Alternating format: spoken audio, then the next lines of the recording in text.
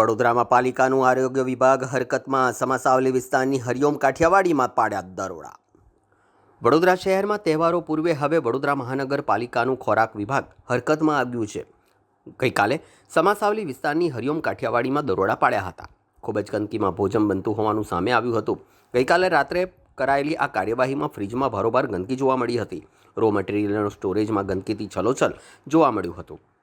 આ બનાવને લઈને આરોગ્ય વિભાગે હોટલ બંધ કરાવી દીધી હતી અને જ્યાં સુધી સ્વચ્છતા ન થાય ત્યાં સુધી હોટલ બંધ રાખવા આદેશ અપાયા છે અને સાથે જ હોટલ સંચાલક સામે દંડનીય કાર્યવાહી કરાશે તેમ ફૂડ ઇન્સ્પેક્ટરે જણાવ્યું હતું. રાજ્ય સરકારના આદેશ મુજબ આજે વડોદરા શહેરના 4 ઝોનમાં હોટલ રેસ્ટોરન્ટના ચેકિંગની કાર્યવાહી હાથ ધરવામાં આવેલ છે અને ઉત્તર ઝોનમાં આજે રોજ અમે સમાસાવલી રોડ પર આવેલ હરિઓમ દાલબાટી તેમજ હરિઓમ કાઠિયાવાડી જે રેસ્ટોરન્ટ છે તેની ઇન્સ્પેક્શનની કાર્યવાહી હાથ ધરવામાં આવેલ છે.